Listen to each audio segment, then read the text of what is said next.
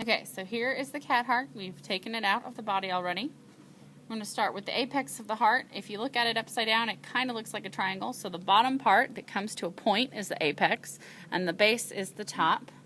We have the right and left ventricles, and so remember the left side is always going to have the thicker walls. So if you were looking at this and you had no other way to orientate which side was the left and right, you would know that this is the left ventricle because you can see how much thicker the muscles in that wall are than in the right ventricle. And this is because this ventricle pumps the blood through the entire body, whereas the right ventricle only has to pump the blood from the right atrium to the pulmonary artery into the lungs. So it doesn't have to go very far, so it doesn't have to be as strong.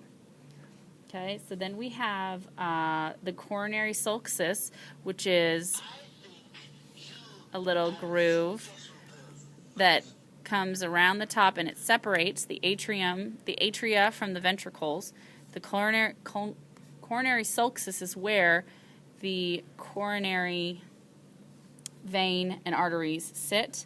Wait a minute, which one is the coronary sulcus? The sulcus, it's just this groove. It's kind of hard because I cut through it. So it's literally just the groove. It looks like maybe there was a string that had been around it. And then the auricle, we have two auricles. We've got the right one. It's just this different color up here. And then the left one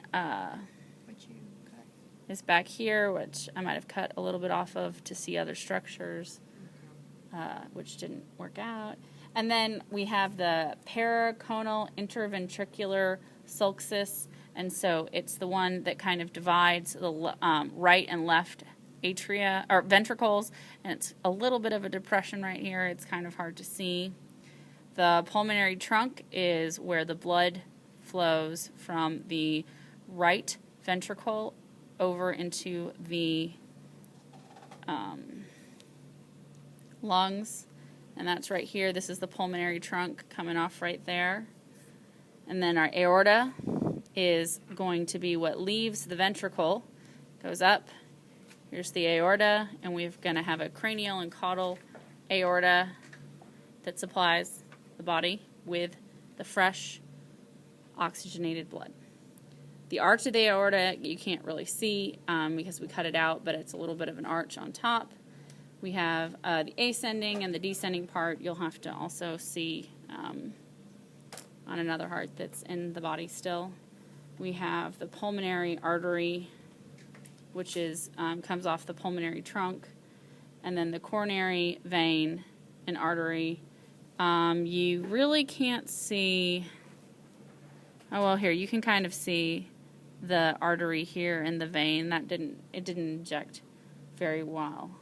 And then we have the cranial vena cava and the caudal vena cava, which is the venous blood supply that's coming from the cranial part of the body or the caudal part of the body, and they both enter and into the right atrium.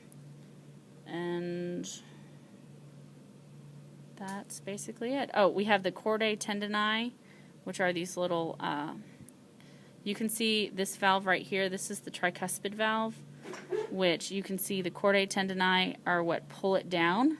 And so they contract, pull that valve open, and the blood rushes from the atrium into the ventricle, and then they relax, and the valve closes. And this has three parts to it. You just cutting it in half, you can't see it very well anymore. So this is the chordae tendineae. If anyone ever says, you know, you're pulling at my heartstrings, they're literally like strings that pull the valves down.